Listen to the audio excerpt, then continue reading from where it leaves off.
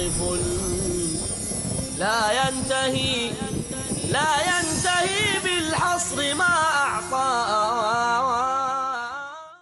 ایمان کی ترکیب کیا ہے، سنتھسس کیا ہے، ایمان کیسے وجود میں آتا ہے؟ قرآن کا جو موقف ہے اس معاملے میں وہ یہ ہے، اللہ پر ایمان، اللہ کی معرفت، اللہ کی محبت انسان کی فطرت میں موجود ہے، البتہ اس پر ظہول کے پردے پڑ جاتے ہیں. انسان کو اس کے مادی تقاضوں نے اتنا گھیرا ہوا ہے کہ اس کے اندر وہ گم ہو کر رہ گیا ہے، اور وہ جو اس کے روحانی تقاضے ہیں، اس کے روحانی انسٹنکٹس ہیں، وہ بالکل دب کر رہ گئے. لہذا ان کو یاد دہانی کی ضرورت ہے. آپ کا کوئی دوست تھا، اس نے آپ کو کسی وقت ایک قلم دیا تھا نہایت خوبصورت تحفے کے طور پر، اچانک کسی روز آپ کا وہ پین برآمد ہو گیا، تو آپ کو اپنا وہ دوست یاد آ جائے گا یا نہیں؟ اس کا مطلب کیا ہے؟ وہ دوست کا علم تمہارے اندر تھا، دب گیا تھا، نیچے چلا گیا تھا، اس کے اوپر بہت سے انبار آ گئے تھے فائلوں کے. اب یہ ہے کہ اچانک آپ نے ایک اس کی نشانی دیکھی، اور نشانی دیکھتے ہی آپ کو دوست یاد آ گیا. بس یہی فینومینن ہے اللہ پر ایمان کا. اس کائنات کا ذرہ ذرہ اللہ کی نشانی ہے. اسی لیے قرآن مجید کو قرآن از خود کیا قرار دیتا؟ ذکر. قرآن مجید پڑھو گے، اندر ایک تھرل محسوس کرو گے، کوئی چیز اندر، آپ کے اندر جو ہے وہ آپ گواہی دے رہی ہے کہ ہاں یہ بالکل حق ہے. نحمدہ ونصلی علی رسولہ الکریم، اما بعد فاعوذ باللہ من الشیطان الرجیم، بسم اللہ الرحمن الرحیم. ان فی خلق السماوات والارض واختلاف اللیل والنہار لآیات لأولی الالباب الذین یذکرون اللہ قیاما وقعودا وعلی جنوبہم ویتفکرون فی خلق السماوات والارض ربنا ما خلقت هذا باطلا سبحانک فقنا عذاب النار. رب اشرح لی صدری ویسر لی امری واحلل عقدۃ من لسانی یفقہوا قولی. ہم یہ دیکھ چکے ہیں کہ جہاں تک ایمان باللہ کا تعلق ہے، اس کے لیے کوئی منطقی دلیل، کوئی سائنسی دلیل موجود نہیں ہے. عقل خالص کے ذریعے سے اللہ تک نہیں پہنچ سکتے، بات ختم. کہیں کسی وادی میں رہ جائیں گے پھنس کر، وہ ارتیابیت کی وادی ہو اور یا وہ شک کی وادی ہو یا لا ادریت کی وادی.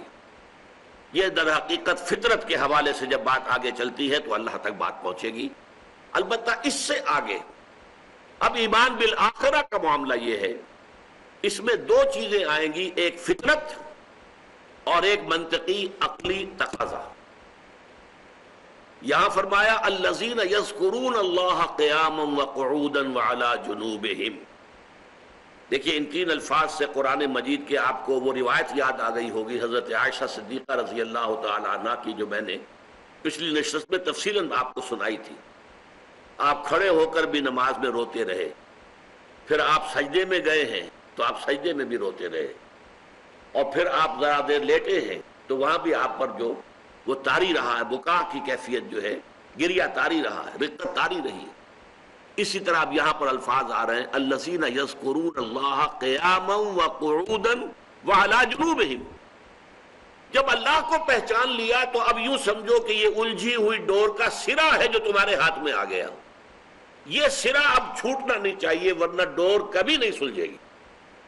وہ شعر بھی پورا میں آپ کو سنا دوں کہ فلسفی کو بحث میں ہرگز خدا ملتا نہیں، ڈور کو سلجھا رہے ہیں اور سرا ملتا نہیں. اگر الجھی ہوئی ڈور ہے کوئی، اسے آپ نے سلجھانا ہے تو پہلے سرا تلاش کیجئے. اس کا کوئی ایک سرا آپ کے ہاتھ میں آ گیا تب تو ظاہر بات ہے کہ آپ پوری ڈور کو، وہ جو الجھاؤ ہے اس میں آپ سلجھا لیں گے. اسے سرا ہی ہاتھ نہیں آ رہا تو کیسے بات بنے گی؟ تو فلسفی کو بحث میں ہرگز خدا ملتا نہیں، ڈور کو سلجھا رہے ہیں اور سرا ملتا نہیں. وہ سرا ہے اللہ کو پہچان لینا. ان فی خلق السماوات والارض واختلاف اللیل والنہار لآیات لأولی الالباب. ہوش مند لوگوں کے لیے، عقل مند لوگوں کے لیے یہ نشانیاں ہیں. ان نشانیوں سے اللہ کو پہچان لیا، اب یہ سرا ہاتھ میں رکھنا چاہیے. اب کھڑے بیٹھے لیٹے ہر حال میں اللہ کو یاد رکھو. الذین یذکرون اللہ قیاما وقعودا وعلی جنوبہم وَيَتَفَكَّرُونَ فِي خَلْقِ السَّمَاوَاتِ وَالْأَرْضِ. اور وہ تفکر کرتے ہیں، غور و فکر کرتے ہیں آسمان اور زمین کی تخلیق کے بارے میں۔ یہ مقام اس اعتبار سے قرآن کے خوبصورت ترین مقامات میں سے ہے کہ یہاں ذکر اور فکر دونوں کو جمع کیا گیا۔ بدقسمتی سے ہمارے ہاں بہت طویل زمانہ جو انحطاط کا اور زوال کا آیا ہے، اس کا نتیجہ کیا نکلا؟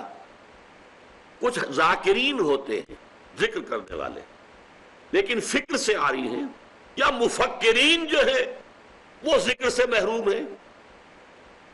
یہ دو گاڑی کے پہیے جو ہیں الگ ہو گئے تو گاڑی چلے گی کیسے؟ قرآن کہتا ہے یہ دونوں ساتھ ساتھ چلیں۔ الذین یذکرون اللہ قیاما وقعودا وعلی جنوبہم ویتفکرون فی خلق السماوات والارض، وہ لوگ کہ جو اللہ کو یاد رکھتے ہیں بیٹھے ہوئے، لیٹے ہوئے، کھڑے ہوئے، اور وہ تفکر کرتے رہتے ہیں کائنات کی تخلیق کے بارے میں، وہ ایک نتیجے پر پہنچتے ہیں، ربنا ما خلقت ھذا باطلا، اے رب تو نے یہ پوری تخلیق بیکار بے مقصد پیدا نہیں کی ہے، سبحانک تو پاک ہے اس سے کہ کوئی بے مقصد کوئی کام ایسا کرے کہ جس کی کوئی حکمت نہ ہو، کوئی مقصد نہ ہو، فقنا عذاب النار، تو اے اللہ ہمیں بچائیو آگ کے عذاب سے۔ اس میں جو اصل منطق آئی ہے، جو دلیل آئی ہے، وہ کیا ہے؟ دیکھیے ہم نے غور کیا عقل کا کام کیا ہے، فطرت کا کام کیا ہے، فطرت نے ہمیں یہ بتا دیا نیکی نیکی ہے، بدی بدی ہے۔ یہ بھی بدیہیات فطرت میں سے ہے۔ جیسے ہم فطرت سے اللہ کو جانتے ہیں اور آیات آفاقی و انفسی صرف اس ہماری جو علم ہے سویا ہوا اسے جگانے کا کام کرتی ہے، اسی طریقے سے فطرت میں موجود ہے فَأَلْهَمَهَا فُجُورَهَا وَتَقْوَاهَا، نیکی اور بدی کی پہچان موجود ہے۔ انسان کو اس کی ضرورت نہیں ہے کہ اسے پڑھایا جائے، لسٹ دے دی جائے، دیکھو یہ اتنے ہزار چیزیں جو ہیں یہ تو نیکیاں ہیں اور یہ ہزار چیزیں جو ہیں بدیاں ہیں۔ نہیں، man knows it by his very nature. It is good, it is evil. یہ اچھا ہے، یہ برا ہے، سچ بولنا اچھا ہے، جھوٹ بولنا برا ہے۔ کیا اس کے لیے کسی منطقی دلیل کی ضرورت ہے؟ منطق سے دلیل دیں گے تو بات کمزور ہو جائے گی، شک پیدا ہو جائے گا۔ یہاں تو بدیہیات فطرت، جو چیزیں فطرت کی بنیاد پر ہمیں معلوم ہے، on the basis of our nature، ان پر جتنا یقین ہوتا ہے اصلی اعتبار سے کہ ہم اس نیچر کے حوالے سے اسے سمجھے، وہ دلیل اور منطق سے نہیں ہوتا۔ پائے استدلالیاں چوبی بود، پائے چوبی سخت بے تمکی بود، جو دلائل اور استدلال سے اور منطق سے اور منطقی دلیلوں سے جو ان چیزوں کو لے کر چلتے ہیں تو ان کے پاؤں جو ہیں وہ لکڑی کے بنے ہوئے ہوتے ہیں، اور لکڑی کے پائے جو ہیں وہ بہت کمزور ہوتے ہیں۔ پائے استدلالیاں چوبی بود اور پائے چوبی سخت بے تمکی بود، لہذا یہ فطرت کی بدیہیات میں سے ہے۔ چنانچہ ایک بڑی عظیم سورت قرآن مجید کی آپ کو معلوم ہے آخری پارے میں سورۃ الشمس، والشمس وضحاها والقمر اذا تلاها والنهار اذا جلاها واللیل اذا یغشاها والسماء وما بناها والارض وما طحاها ونفس وما سواها فألهمها فجورها وتقواها۔ 8 قسمیں کھائی ہیں اللہ نے اس سورت کے اندر، اور کس بات پر؟ یہ نفس انسانی جو اللہ نے اس کو بنایا ہے، تیار کیا ہے، یہ اندھا بہرا نہیں ہے، اس نفس کے اندر نیکی کی پہچان بھی ہے، بدی کی پہچان بھی ہے۔ الہمہا فجورہا وتقواہا، الہامی طور پر اس نفس کو نیکی کی اور بدی کی تعلیم دے دی۔ قد افلح من زکاہا، نتیجہ کیا نکلے گا؟ جس نے اپنے نفس کو پاک کر لیا برائیوں سے، خرابیوں سے، بدیوں سے، وہ کامیاب ہو جائے گا۔ وقد خاب من دساہا، اور جس نے اسی گند میں لتھڑے رہا وہ اور اپنے پورے وجود کو، اپنی اخلاقی جو اس کا تشخص ہے اسے برائیوں کے اندر ملوث رکھا، وہ ناکام ہو جائے۔ تو پہلی بات سمجھ لیجئے کہ بدیہیات فطرت میں سے کیا ہے کہ انسان کے اندر نیکی اور بدی کا شعور موجود ہے۔ اب آئیے نمبر 2، عقل انسانی ایک بات کہہ رہی ہے کہ اس کائنات میں کوئی شے پرپز لیس نہیں ہے، بے معنی کوئی شے نہیں۔ گھاس کا ایک تنکا بھی، اس کا بھی کوئی نہ کوئی رول ہے اس کائنات کے اندر۔ ہر پتا جو ہے درخت کا، اس کا بھی ایک بڑا رول ہے۔ اگر آپ کو معلوم ہے، آپ نے باٹنی پڑھی ہے، ہر پتا جو ہے اس میں ایک فیکٹری لگی ہوئی ہے، فوٹو سنتھسس کی فیکٹری ہر پتے پہ لگی ہوئی۔ ہر شے کے اندر حکمت ہے، بغیر کسی حکمت کے، بغیر غایت کے. یہ وہ دلیل غائی جو میں نے عرض کیا تھا کہ ہر شے کے اندر دلیل لمی، دلیل غائی، کہ ہر شے کے اندر کوئی پرپس ہے، کوئی غایت ہے. لہذا اس کو استعمال کیا پرانے منطقیین نے کہ اس کا مطلب ہے کہ کوئی ذہن ہے پیچھے. یہ ایکسیڈنٹ کے طور پر کائنات وجود میں نہیں آئی ہے، اس کے پیچھے حکمت ہے. یہ کائنات پیدا کی گئی ہے حکمت کے ساتھ، پرپس کے ساتھ. اچھا، اگر کائنات کی ہر شے پرپس فل ہے اور ہم یہ جانتے ہیں کہ نیکی اور بدی کی پہچان ہمارے اندر ہے، ہمارے نس میں ودیعت شدہ ہے، تو اب عقل کا تقاضا کیا ہے؟ نیکی کا اچھا نتیجہ نکلنا چاہیے، بدی کا برا نتیجہ نکلنا چاہیے. گندم سے گندم پیدا ہوتی ہے نا، جو تو نہیں ہوتا. جو سے جو پیدا ہوگا، گندم تو نہیں ہوگی. نیکی کا نتیجہ اچھا بھلا نکلنا چاہیے، بدی کا نتیجہ برا، اس کی سزا ہونی چاہیے. لیکن مشاہدہ کیا ہے، اس دنیا میں نہ نیکی کا صلہ عام طور پر ملتا ہے، نہ بدی کی سزا ملتی. حرام خور عیش کر رہے ہیں، ان کی عزت ہے. آج تو کیا ہو گیا معاملہ، پہلے کم سے کم یہ تھا ہمارے معاشرے میں حرام خوروں کی عزت نہیں ہوتی تھی. جس کے بارے میں معلوم ہو گیا سود خور ہے، اس سے نفرت ہو جاتی تھی. مشفق متعطف اچھا، اگر کائنات کی ہر شے پرپس فل ہے اور ہم یہ جانتے ہیں کہ نیکی اور بدی کی پہچان ہمارے اندر ہے، ہمارے نس میں ودیعت شدہ ہے، تو اب عقل کا تقاضا کیا ہے؟ نیکی کا اچھا نتیجہ نکلنا چاہیے، بدی کا برا نتیجہ نکلنا چاہیے. گندم سے گندم پیدا ہوتی ہے نا، جو تو نہیں ہوتا. جو سے جو پیدا ہوگا، گندم تو نہیں ہوگی. نیکی کا نتیجہ اچھا بھلا نکلنا چاہیے، بدی کا نتیجہ برا، اس کی سزا ہونی چاہیے. لیکن مشاہدہ کیا ہے، اس دنیا میں نہ نیکی کا صلہ عام طور پر ملتا ہے، نہ بدی کی سزا ملتی. حرام خور عیش کر رہے ہیں، ان کی عزت ہے. آج تو یہ ہو گیا معاملہ، پہلے کم سے کم یہ تھا ہمارے معاشرے میں حرام خوروں کی عزت نہیں ہوتی تھی. جس کے بارے میں معلوم ہو گیا سود خور ہے، اس سے نفرت ہو جاتی تھی. آج کیا ہے، منکر معروف بن چکا ہے، اب ہر شخص کر رہا ہے. یہ حرام خوروں کے لیے آج عزت ہے. معلوم ہے کہ ان کے پاس ساری دولت ہیروئن کی ہے یا اسمگلنگ کی ہے، لیکن پھر بھی بڑا آدمی ہے، سلام تو آپ کریں گے اسے.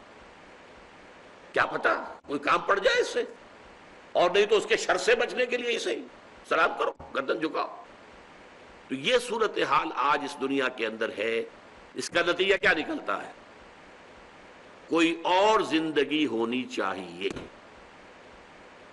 اب دیکھیے یہ منطق ہے. فطرت کی بات کیا تھی؟ نیکی نیکی ہے، بدی بدی ہے. یہ مستقل ویلیوز ہیں، یہ بھی یاد کر لیجئے. اسلام کا جو اخلاقی نظام ہے، جو ایتھکس ہے، اس کے اندر لازم یہ ہے کہ نیکی اور بدی کی اقدار پرماننٹ ہے. ایسا نہیں ہے کہ nothing is good or bad, only thinking makes it so. یہ سب بکواس. good is good, bad is bad. یہ ہماری تھنکنگ سے نہیں بنے ہیں، یہ ہیں بالفعل ہیں، مستقل اقدار ہیں. نیکی نیکی ہے، بدی بدی ہے.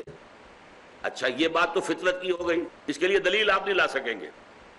جو فطرت کی بات ہے اس کے لیے تو بس فطرت کے اندر جھانکیے، آپ کو محسوس ہو رہا ہے کہ واقعی نیکی نیکی اور بدی بدی ہے. ہاں، بات دل یہ کہتا ہے، بس ٹھیک ہے. نہیں تو کوئی دلیل آپ نہیں منوا سکیں. دلیلیں دیں گے تو اس میں آپ کا اپنا یقین شاید مزمحل ہو جائے. اب اگلی بات کیا آئی؟ اس کائنات میں کوئی شے بیکار نہیں. ربنا ما خلقت ھذا باطلا، بیکار بنایا ہی نہیں تو نے. یہ حق کے مقابلے میں باطل آتا ہے، اور عبث کے مقابلے میں ایک ہے حق، جو چیز پرپس فل ہے، نتیجہ خیز ہے. ایک عبث، بیکار. افحسبتم انما خلقناکم عبثا وانکم الینا لا ترجعون، کیا تم نے یہ سمجھا ہے کہ ہم نے تمہیں بیکار پیدا کیا اور تم ہماری طرف لوٹائے نہیں جاؤ گے؟ اگر یہ جزا و سزا نہیں ہے تو تمہیں کائے کے لیے پیدا کیا ہم نے؟ حیوانوں میں نیکی اور بدی کا شعور نہیں ہے. they live on instincts. ان کے تو صرف یہ حیوانی جبلتیں ہیں، جبلتوں پر چل رہے ہو. کوئی نیکی اور بدی کا کوئی تصور نہیں ہے. تمہارے اندر ڈالا ہے یہ تصور فَأَلْهَمَهَا فُجُورَهَا وَتَقْوَاهَا، یہ تقویٰ اور فجور کا علم تمہارے اندر الہامی طور پر ودیت کیا ہے. اس کا نتیجہ کہاں نکلتا ہے؟ اگرچہ ہم کوشش کرتے ہیں چور کو سزا دیں، ڈاکو کو سزا دیں، قاتل کو سزا دیں، لیکن آپ کو معلوم ہے قاتل کو سزا ہونا کتنا مشکل کام ہے. یہاں قاتل پکڑا جائے، اس پر الزام ثابت ہو جائے، شہادتیں قائم رہ جائیں، پھر فیصلہ ہو. اچھا فیصلہ ہوگا تو کیا ہوگا؟ سولی چڑھا دیں گے؟ آپ یہی کریں گے؟ فرض کیجئے ایک بوڑھے شخص نے ایک جوان انسان کو قتل کیا ہے. بوڑھا آدمی کھا پی چکا، زندگی گزار چکا، اس کے بچے اپنے اپنی جگہوں پر پہنچے ہوئے ہیں. وہ جوان جو ہے اس کے چھوٹے چھوٹے بچے ہیں، اس کی نوجوان بیوی جو ہے بیوہ ہوئی ہے. جو نقصان معاشرے کو پہنچا ہے اس کے قتل کرنے سے، کیا اس کے ہم وزن سزا دینا ممکن ہے؟ یہ چھوٹے چھوٹے بچے جو یتیم ہوئے ہیں، ہو سکتا ہے کہ باپ کا سایہ سر سے اٹھنے کی بنا پر ان کی تربیت نہ ہو پائے، یہ غلط راستوں پر بڑھ جائے. کون ذمہ دار ہے؟ یہ بیوہ جو جوان ہوئی ہے، کون اس کی کفالت کرے گا؟ کون سرپرستی کرے گا؟ اور کہیں غلط راستے پر اگر پڑ جاتی ہے تو کون ذمہ دار ہوگا؟ تو آپ اس بوڑھے آدمی کا ایک ایک جو ہے نا فورسپس سے لے کر اس کا ایک ایک جو ہے ریشہ علیحدہ کر دیں، تب بھی جو جرم اس نے کیا تھا اس کے ہم وزن سزا نہیں ممکن. اچھا ذرا غور کیجئے، ایک محمد الرسول اللہ صلی اللہ علیہ وسلم، انتہائی ذہین، انتہائی باصلاحیت انسان، کیا کوئی شخص انکار کر سکتا ہے آپ کی صلاحیت سے، آپ کی ذہانت و فطانت سے؟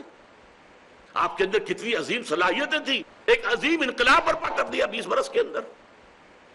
لیکن ذرا سوچئے آپ نے اپنی ذہانت، اپنی صلاحیت سے اپنے لیے، اپنے اہل و عیال کے لیے کیا حاصل کیا دنیا میں؟ فاقے؟ کئی وقت چولہے میں آگ نہیں جل رہی، حالانکہ بے تاج بادشاہ ہیں. خلق خدا کو ایمان پہنچا دیا، ہدایت دے دی. آج ہم نماز پڑھ رہے ہیں تو محمد کے طفیل پڑھ رہے ہیں صلی اللہ علیہ وسلم. روزہ رکھتے ہیں تو حضور کے طفیل رکھتے ہیں کہ آپ نے ہمیں سکھایا ہے روزہ. لیکن دنیا نے کیا دیا آپ کو؟ تکلیفیں دی، مصائب آئے، فقر و فاقہ آیا. آپ کو 3 سال تک شیب بنی ہاشم میں محصور بھی رکھا گیا، قید کہیے، قید رکھا گیا. جسم لہو لہان ہوا طائف میں، دندان مبارک شہید ہوئے. بہترین اعزاء و اقربا جو ہیں ان کی لاشیں آپ کو اپنی آنکھوں سے دیکھنی پڑی، یہاں تک کہ حضرت حمزہ. دنیا نے کیا صلہ دیا انہیں؟ اس دنیا میں محمد نے کیا حاصل کیا؟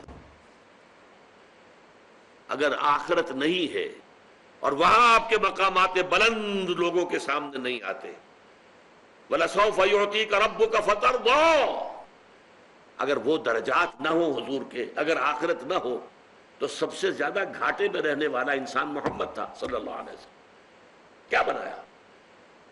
ایک باغ فدق رکھا ہوا تھا وہ اپنے گھر والوں کے لیے، اس کا بھی فیصلہ یہ ہوا. کہہ گئے تھے آپ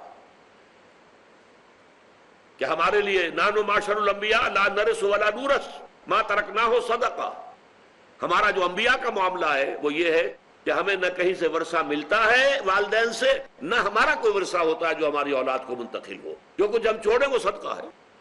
لہذا باغ فدق کے لیے حضرت فاطمہ رضی اللہ تعالیٰ عنہ اگرچہ اس پر ناراض بھی ہوئی کہ میرے باپ کے پاس وہ تھا تو مجھے وراثت میں ملنا چاہیے، کہ نہیں، حضرت ابو بکر نے کہا کہ حضور نے فرمایا یہ ہے، میں کیا کروں؟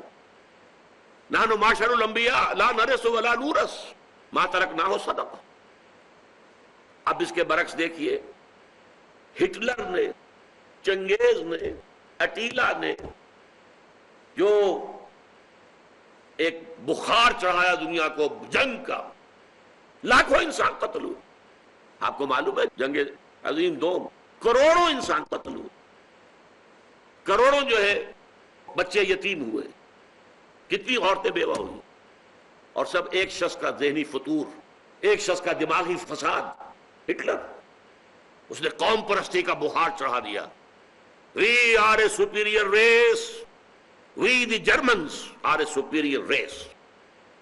جیسے آج یہودی کہتے ہیں We are the chosen people of the Lord. ہم خدا کے پسندیدہ بندے ہیں، چنیدہ بندے ہیں، منتخب بندے ہیں، ہم ہیں اصل میں انسان۔ اسی طریقے سے ہٹلر نے کیا۔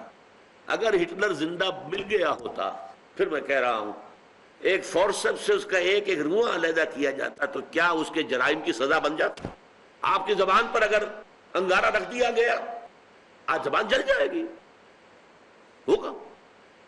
تو قانون جو طبیعی ہے، فزیکل لا، اس کے اعتبار سے یہ کائنات مکمل ہے، مورل لا کے اعتبار سے یہ نامکمل ہے۔ مورل نتائج نہیں نکل رہے بلکہ الٹے نکل رہے۔ لہذا کوئی اور عالم ہونا چاہیے، یہ ہے عقل کا تقاضا، یہ ہے منطق۔ لیکن جیسا کہ میں نے عرض کیا، ایمان باللہ صرف فطرت کی بنیاد پر ہے، اس میں کسی منطق کو کوئی دخل نہیں۔ ایمان بالآخرہ میں فطرت جمع منطق دونوں جڑتے ہیں۔ فطرت کی بات کیا ہے؟ نیکی نیکی ہے، بدی بدی ہے، یہ حقائق ہیں، یہ مستقل ویلیوز ہیں، یہ پرماننٹ ویلیوز ہیں۔ عقل کا تقاضا کیا ہے؟ یہاں کوئی شے بے مقصد نہیں ہے، بے نتیجہ نہیں ہے، لہذا نتیجہ نکلنا چاہیے۔ نیکی کا بھلا نتیجہ، بدی کی بری سزا، جو ہم دیکھتے نہیں ملتی۔ کچھ کوشش کی بھی ہے انسان نے، قانون بنایا، پولیس ہے، فوج ہے، یہ ہے، وہ ہے، عدالتیں، کیا میں اس کی لیمیٹیشنز آپ کو بتا چکا ہوں۔ ایک بوڑھے آدمی نے ٹریگر ہی دبانا تھا نا صرف، اور کیا کرنا تھا؟ ٹریگر دبایا، مار دیا جوان آدمی کو۔ اب اس بوڑھے کو آپ پھانسی بھی دے دیں تو کیا اس کے جرم کی سزا مل گئی؟ اس کو اس کے جرم کی ہم وزن سزا نہیں ملی۔ مشفق